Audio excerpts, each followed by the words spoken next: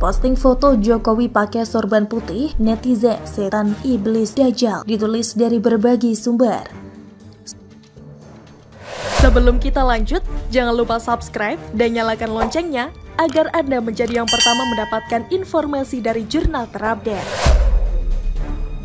Seorang netizen di media sosial bernama Alia memposting foto Presiden Jokowi yang tampak memakai sorban putih. Selain itu, ia juga membagikan foto Ahok dan Erick Thohir mengenakan kopiah hitam. Foto Presiden Jokowi pakai sorban putih itu diunggah netizen tersebut lewat media sosial Twitter Aliyah5372 Alia, seperti dilihat pada Senin 20 Juni 2022. Selain foto Jokowi, netizen itu juga membagikan foto Komisaris Utama PT Pertamina, Basuki Cahayapurnama atau akrab disapa Ahok, yang tampak mengenakan kopiah hitam. Tidak hanya Ahok, si netizen juga memposting foto Menteri BUMN Erick Thohir, yang juga tampak memakai pakaian muslim dan kopiah hitam. Sementara dalam narasi unggahannya, netizen Aliyah menyindir keras Presiden Jokowi beserta para tokoh itu dengan sebutan bangke hidup Islami. Menurutnya, Jokowi beserta Ahok dan Erick Thohir berpenampilan Islami hanya jika dekat-dekat pemilu saja. Namun kata si netizen, kalau sudah jadi presiden, mereka akan bengis kepada rakyat Indonesia seperti setan iblis dajjal jin ifrit Firaun. Kalau mau pemilu aja, gerombolan kadrun jadi-jadian ini mah, kata netizen Alia selaku pemilik akun Aliyah5372 Alia. Tidak sampai di situ, netizen itu pun juga menyebut Presiden Jokowi dengan sebutan baj ingan tengik dan mending mantan wali kota Solo itu beserta Ahok dan Erick Thohir sebagai gerombolan PKI komunis. Sebelumnya di media sosial juga dihebohkan dengan foto Presiden Joko Widodo menggunakan sorban. Foto tersebut diunggah oleh akun Twitter @maimunah_aza pada Sabtu 27 November 2021. Dalam cuitannya, akun tersebut mengaitkan foto Presiden Jokowi dengan rencana reuni PA212. Ia pun menambahkan penampilan Joko Widodo mengenakan sorban berwarna putih sangat mencerminkan sosok kadrun. Pokoknya kadrun banget gitu loh, kata @maimunah_aza. Adapun narasi dalam foto yang ia unggah, tertulis kalimat penyelenggaraan reuni akbar PA212 menuju silaturahmi akbar PA212. Demikian isi narasi poster tersebut. Dirinya berharap semoga Jokowi juga ikut rencana penyelenggaraan reuni 212. Alhamdulillah, semoga Pak Jokowi ikut mendukung reuni 212, ungkapnya. Sebelumnya netizen @maimunah_aza pernah membagikan foto, namun bukan mengenakan sorban putih melainkan peci berwarna hitam.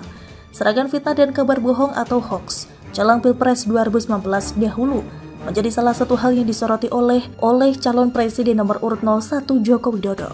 Saat tampil di depan publik, Jokowi menyinggung soal fitnah, hoax, dan hinaan yang ditujukan kepada dirinya. Jokowi mengungkapkan selama ini dirinya memilih diam ketika difitnah, bahkan saat dihina dan direndahkan ia tetap memilih diam. Hal itu diungkapkan Jokowi saat menghadiri deklarasi alumni Jogja Satukan Indonesia di Stadion Kridosono, Kota Yogyakarta, Sabtu 23 Maret 2019.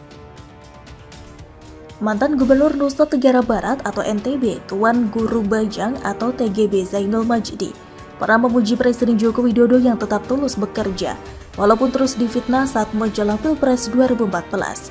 Pujian TGB ini telah beredar dalam sebuah video yang beredar di media sosial dan telah dirilis oleh tim relawan Jokowi.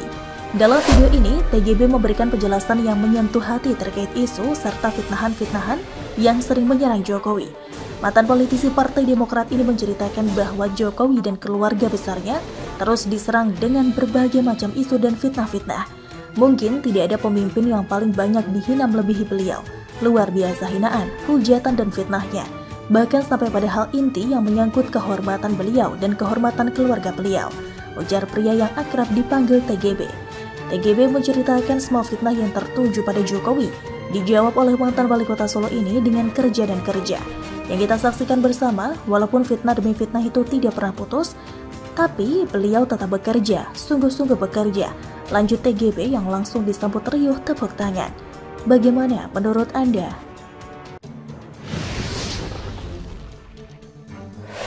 Ngeri-ngeri sedap, Fadlizon sudah mulai berani serang Anies, ditulis oleh Ferry Patli dari siwar.com. Sebelum kita lanjut, jangan lupa subscribe dan nyalakan loncengnya agar Anda menjadi yang pertama mendapatkan informasi dari jurnal terupdate. Semua sudah tahu kalau Gerindra mendukung Anies di Pilgub DKI 2017 lalu bersama PKS, Perindo, dan Partai Idaman. Dan di putaran kedua, pasangan Anies Sandi mendapat tambahan dukungan dari PAN. Pasangan ini pun berhasil terpilih menjadi gubernur dan wakil gubernur DKI kala itu. Yang menurut hemat penulis, salah dua penyebab orang mendukung Anies Sandi adalah: pertama, janji yang tertera di spanduk OKOJ, yakni dimodalin punya usaha, disediakan tempat usaha, dan dicariin pembeli. Seolah-olah pernyataan itu membantah semua teori kewirausahaan selama ini bahwa untuk menjadi seorang pengusaha harus bekerja keras. Layang ini, bayangkan saja, semua disediain oleh Pemprov DKI, modal, tempat usaha, dan pelanggan. Jadi kerjaan kita cuma daftar OKOC doang, otomatis sudah bisa jadi masuk organisasi Himpunan Pengusaha Muda Indonesia atau HIPMI. Siapa coba yang tidak tergiur dengan janji itu?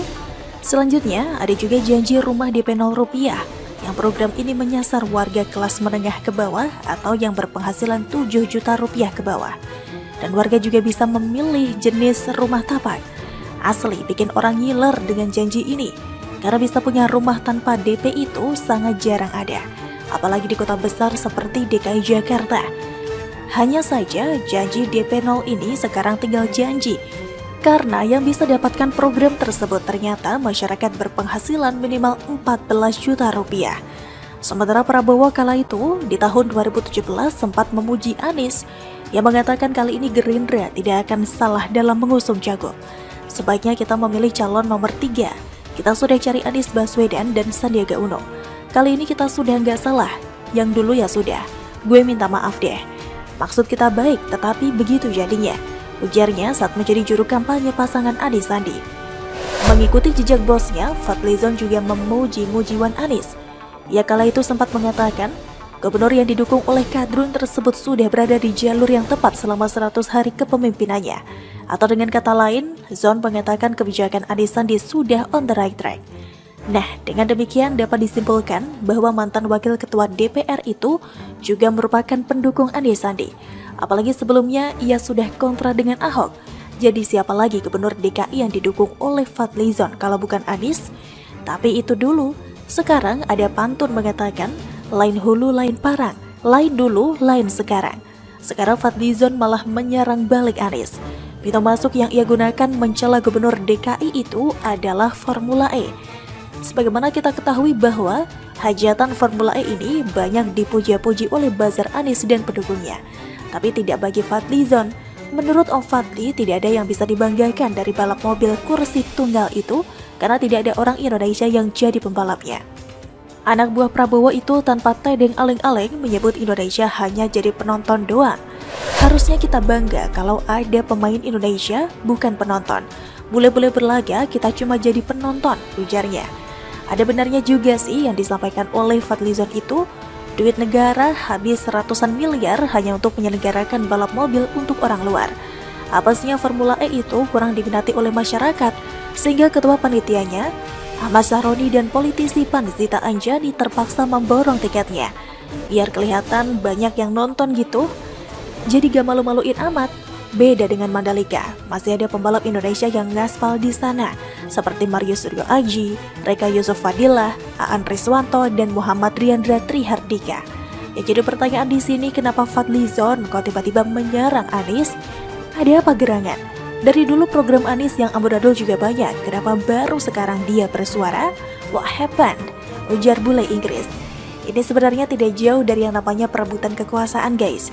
Anies sekarang yang disebut oleh Prabowo dulu tidak salah pilih, ternyata telah menjadi ancaman serius bagi Gerindra yang hendak mencalonkan Prabowo lagi di Pilpres 2024. Apalagi yakini sudah punya pendukung yang militan berkat kepiawaiannya dalam menghambur-hamburkan APBD DKI kepada pendukung. Seperti MUI DKI dapat 10 miliar rupiah per tahun. Sebagai balas jasa, LSM yang bergerak di bidang keagamaan itu membentuk cyber army untuk membela Anies di medsos.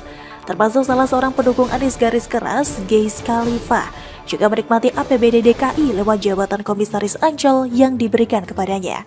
Coba deh perhatikan saja apa yang Geis lakukan di Twitter. lebih banyak memuja-muji Anies serta menyerang pengkritik gubernur yang didukung FPI itu daripada pamer prestasinya selama jadi komisaris Ancol. Sementara Prabowo, tidak banyak netizen yang mati-matian membelanya seperti Giz Khalifa membela Anies. Nah, kedepannya tidak menutup kemungkinan akan ada lagi serangan-serangan lain dari Fadlizon kepada Anies, termasuk kader Gerindra yang lain seperti Andre Rosiade,